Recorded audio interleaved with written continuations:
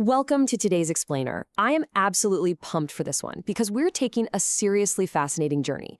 We're going to look at how a single, elegant mathematical concept governs literally the entire modern world.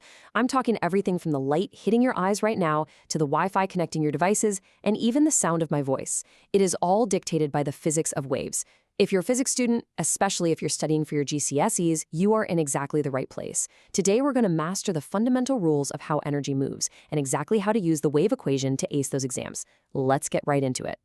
Okay, let's dive into this. A wave is basically a periodic disturbance propagating through a medium. But to truly understand waves, you've got to know the golden rule. Wave speed equals frequency times wavelength, or V equals F times lambda. Now pay close attention to the units here because it's a super easy place to lose marks on an exam. Wave speed, V, is how fast the wave moves, measured in meters per second. Frequency, F, is how many waves pass a point each second, measured in Hertz. And wavelength lambda is the physical distance between two matching points on a wave, measured in meters. As you'll see, even when the physical mediums change from deep space to solid glass, this underlying math remains remarkably consistent. So here's our roadmap for this explainer. We're going to cover the universal wave equation, harnessing electromagnetic radiation, trapping light in optical fibers, lasers, acoustics and sound waves, and finally, the human vocal resonator. Lots of ground to cover, so let's go. Starting off with Section 1, the universal wave equation. Now, the fundamental math of the universe, like Maxwell's equations combining Faraday's, Gauss's, and Ampere's laws into the homogeneous vector Helmholtz equation, well, it can look pretty intimidating. But the rule for electromagnetic waves is actually beautifully simple.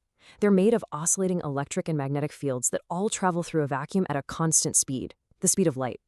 Because that wave speed v is constant, our golden rule tells us something absolutely vital.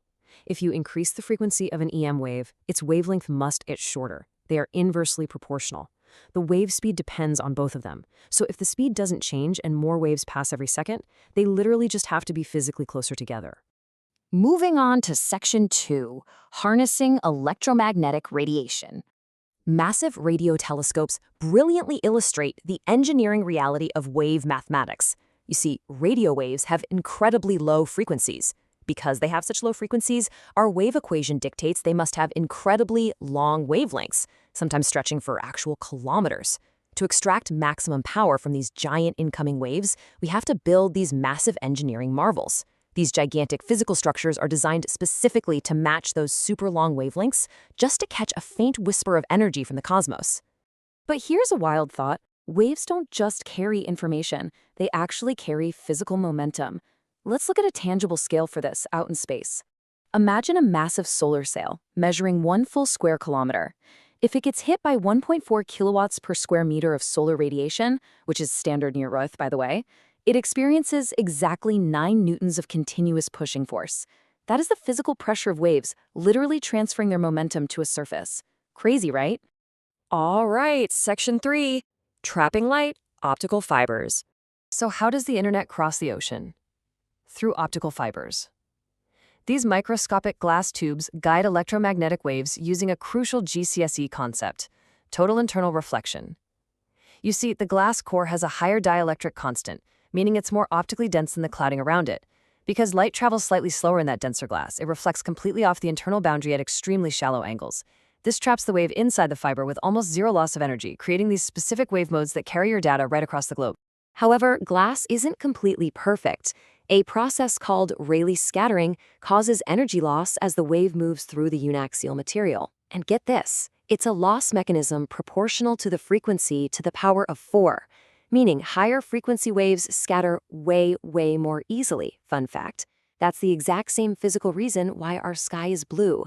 Because high frequency waves scatter and lose energy so incredibly quickly, our fiber optic networks heavily favor specific, lower-frequency infrared waves to keep the signal strong over those massive distances. Next up, Section 4, lasers, amplifying wave energy. So the crucial point here is understanding the specific properties of the waves a laser produces. Inside a laser, we pump atoms with energy, repopulating level 2, which leads to spontaneous emission, and then stimulated emission, causing exponential growth of photons. But what's really absolutely crucial for your exams is knowing that a laser produces coherent light. This means the cascading waves triggered inside the laser cavity have the exact same frequency, the exact same wavelength, and their peaks and troughs line up perfectly. They are totally in phase and in sync with each other, creating a perfectly unified beam. Because these coherent waves are so perfectly aligned, they can be focused to staggering intensities. Some focused laser waves can achieve a peak power greater than 10 to the power of 15 watts. That is an unbelievable amount of concentrated energy. We're talking power that's utilized in cutting-edge applications ranging from precise laser machining to astrophysics and advanced fusion research. Which brings us to Section 5, Acoustics and Sound Waves. Let's shift gears and see how this builds our understanding by contrasting two major wave types you absolutely need to know for your exams. Electromagnetic waves are transverse waves. Their electric and magnetic fields are vectors completely perpendicular to the direction of travel, following linear physics, and they can easily move through a dead vacuum. But sound? Sound is a longitudinal wave. It requires a physical medium to travel through. The particle's velocity is parallel to the wave's direction, creating pressure changes and involving nonlinear thermodynamics. But here's the best part. Regardless of the type, transverse or longitudinal, the exact same equation applies. Wave speed equals frequency times wavelength. Now, air has a physical acoustic impedance, around 425 newton-seconds per cubic meter, that dictates the wave speed of sound, which is roughly 330 meters per second. This brings us to a massive exam tip. You will very often have to rearrange the wave equation. If an exam tells you a sound wave's frequency is 330 hertz and you know the speed is 330 meters per second, how do you find the wavelength? You just rearrange it so lambda equals v divided by f. 330 divided by 330 means your wavelength is exactly 1 meter. If you ever get stuck, just cover up the thing you want to find and divide the other two. And please always double check those units. Finally, Section 6, the human vocal resonator. Consider this provocative question. How do we select just one note when we sing? Think about it. A standard room has a dense overlapping of thousands of acoustic frequencies, bouncing around chaotically. Yet our tiny bodies can somehow isolate and project a single, pure, powerful frequency. How exactly do we do that? Well, your human vocal tract actually acts as a biological transmission line. Your vocal cords act as the original excitation source of the wave. But by actively altering the shape of your throat, you are changing the potential versus kinetic energy and interacting with Bernoulli forces based on air velocity. For an average vocal tract length, the fundamental resonant frequency sits right around 531 hertz. Basically, you are actively altering the physical wavelength to shift frequencies on the fly, perfectly demonstrating the wave equation right inside your own body. This brings us to a beautiful underlying truth of wave mechanics. A closed, lossless amplifier must oscillate and saturate. Whether it's a high-tech mirrored laser cavity amplifying coherent light, or the biological geometry of the human throat amplifying a longitudinal sound wave, the laws of wave resonance are entirely universal. Once you trap a wave and feed it energy, it will build into a powerful oscillation.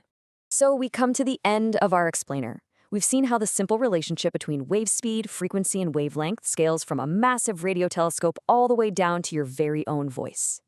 So I'll leave you with this final thought.